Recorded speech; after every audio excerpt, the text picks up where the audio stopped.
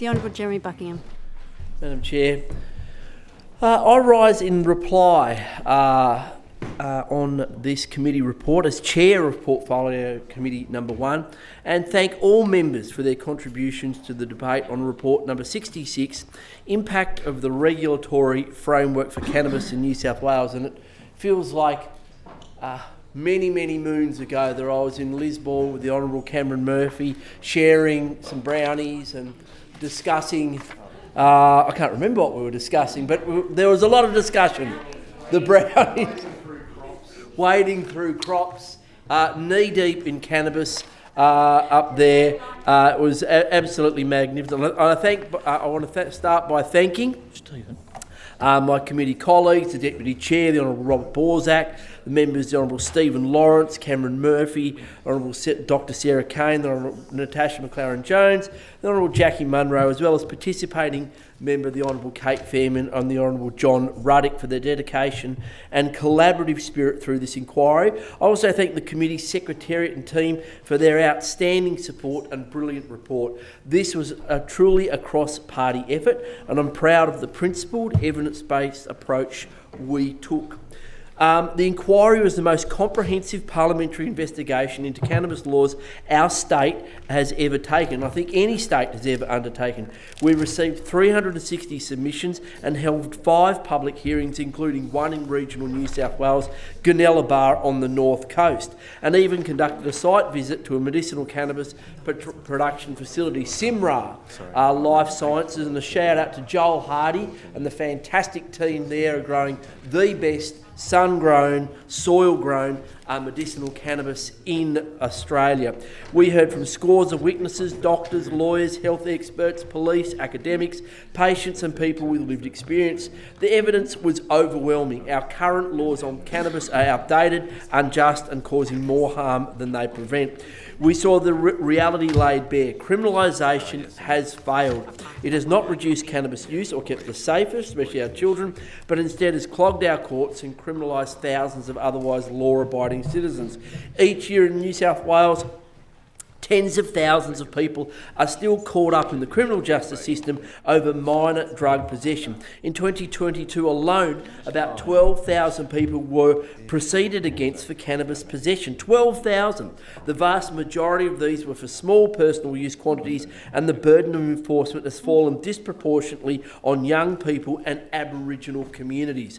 That is the evidence we heard. Our first report found, for example, that the current cannabis cautioning scheme is unreasonably limited in its availability, especially for Aboriginal and Torres Strait Islander people who end up missing out on diversion. We also found that invasive police practices like strip searches for minor cannabis suspicion cause significant trauma and disproportionately impact Indigenous and youth populations. This is a fundamental social justice issue. The status quo is criminalising the vulnerable while yielding no benefit to public safety.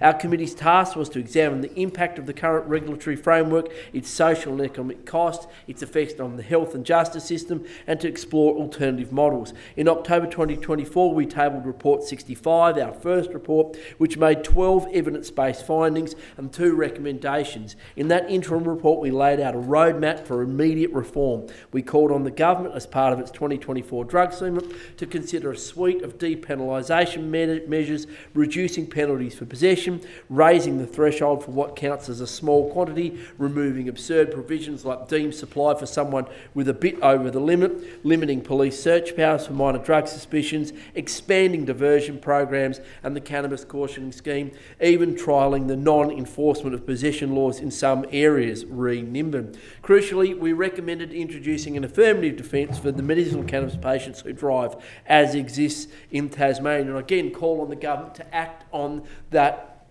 issue immediately. There's a bill before the LA by the member for Sydney that the government should consider and bring into law. Our findings underscored that people who drive after prescribed cannabis with no impairment are being unfairly criminalised, an injustice that can be fixed without jeopardising road safety.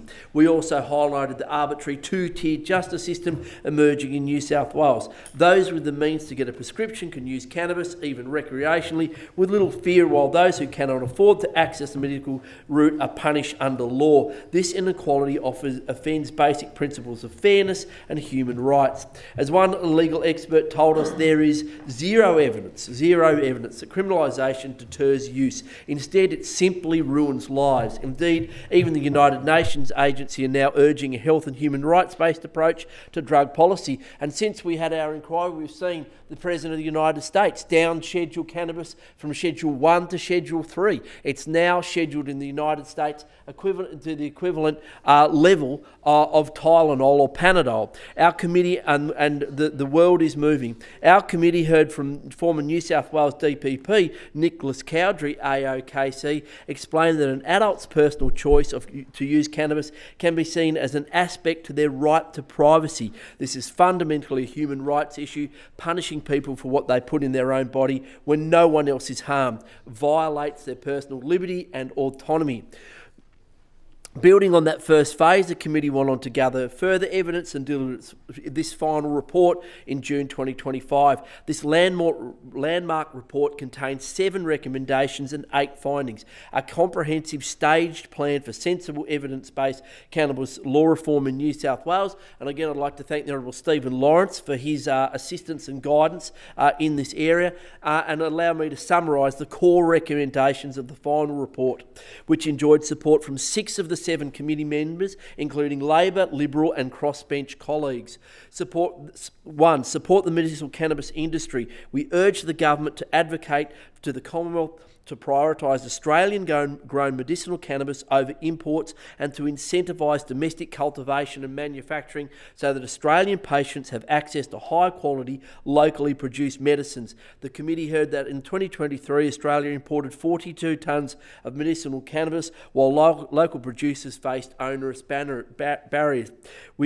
We found that we need to cut red tape and invest in innovation. We called on the New South Wales government to establish targeted programs such as grants and regulatory streamlining to grow the domestic medicinal cannabis sector as we transition out of native forest logging, out of coal. It's a brilliant industry that is now worth over $60 billion Australian in the US and growing at 15% a year. It will be a bigger industry than the wine industry in the US in a decade. We have innovative local companies ready to compete globally.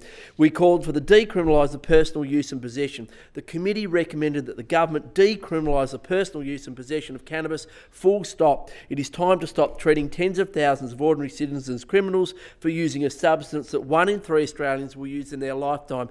Cannabis is already legal for adult or personal use in many places, including the ACT, Canada, multiple US states, Uruguay, Malta, and now Germany. New South Wales is lagging behind. The committee also called for the government to pass the cannabis legalisation bill before the Parliament as part of decriminalising. We specifically recommended the government prioritise parliamentary debate and facilitate passage of the Drug Misuse and Trafficking Amendment Regulation of Personal Adult Use Bill 2023, which I will be introducing to this Parliament in this year so we can have a vote on this bill before this next state election. This is my private member's bill I introduced currently before the House and would lead the way in cannabis law reform. We also asked for the government to implement a staged legalisation model. Look beyond decriminalisation. The committee recommended that following an evaluation of initial reforms, the government engage in a staged process to ultimately legalise and regulate cannabis for adult use in New South Wales. We are not calling for a wild free-for-all. We're calling for a careful, evidence-guided move to a legal market that eliminates the illicit trade, the startup model for organised crime, and protects public health. Our inquiry closely studied international models and found that Canada's legalisation framework offers a particularly useful template given its similarities to our federal system. And if the government's looking for a revenue stream, legalised cannabis is there. It's contributed $70 billion to the Canadian economy in the 8 years that it's been legalised in that jurisdiction, and the sky has not fallen in. In actual fact, we've seen cannabis use amongst the youth decline. And we called for no more jail for cannabis possession. Minor offences for cannabis minor possession should not be punished with jail. So an excellent inquiry. The Parliament at its best, bipartisan support. Mr Assistant President, for cannabis law reform. I thank all members again for their work on this inquiry. Urge all members to get behind these reforms and commend the report to the House.